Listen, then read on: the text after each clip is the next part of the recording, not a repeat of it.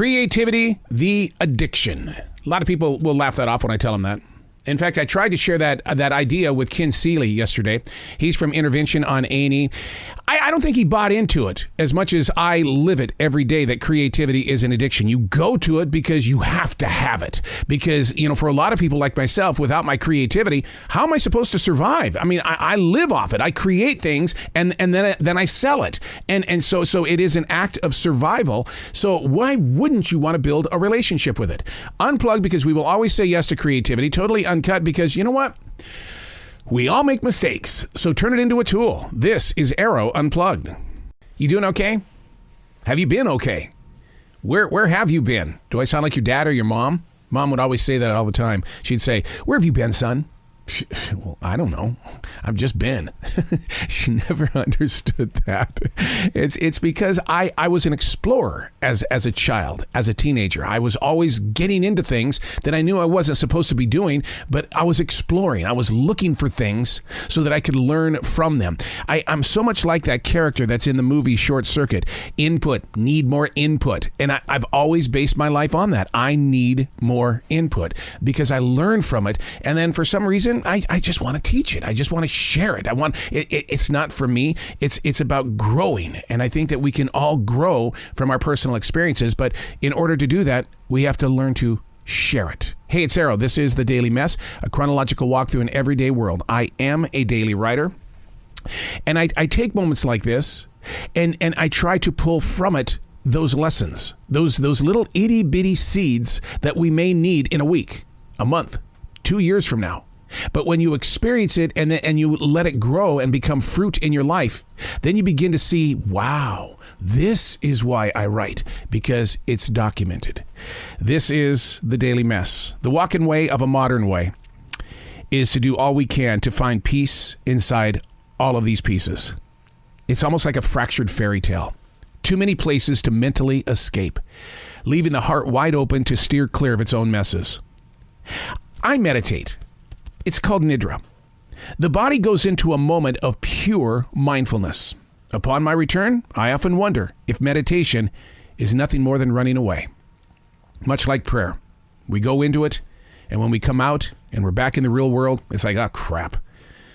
To free our minds from the moment, meditation and prayer. To gift the soul with peace, only to step back into this modern day present. Are we altering our lives when we do this? Research shows that it's called ASC, Altered States of Consciousness. Daily writing in this journal is no different. I honestly never know what I'm going to write about. And here's the important part. I never know what I put on the page until I go back to moments like this. And I go, I had no clue. I had no clue. It's an altered state of consciousness. And I think that might be one of the reasons why people do not like to write, because it takes them away from their present or the past that they can't escape from. It puts them in a place of, I don't know how to control this. I don't want to think like this. Because why would I even think like that? And why am I doing this? Because through ASC, Altered States of Consciousness, you go into an area where your mind, body, and soul find peace to break free of the pieces. It's a good place to hang your hat, but it's also very scary when you come back out and you wonder, was I running away from something? When people take drugs, they drink alcohol, they're running away from something. When people go shopping all the time, they're running away from something. You see yourself when you go onto Amazon. You see yourself when you're out there just driving on the highway. Sometimes you don't want to drive the speed limit. You want to get someplace a lot faster because you're in an altered state of consciousness. It feels good when you're rushing. You've got that adrenaline that's just cooked up inside your soul and you're just letting it free. So how can we gain the confidence to trust the altered states of consciousness? How can we learn from that and take from it the tools that are required in order to be mindful in our present without it making it feel like that we have shattered yet another piece of our lives? And there it is, all those pieces when all we ever wanted was peace. I write.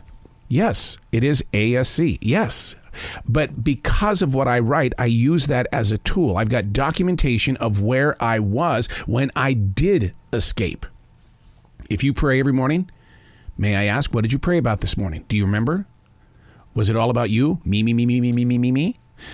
When you meditate, where do you go? Did you bring any tools back with you?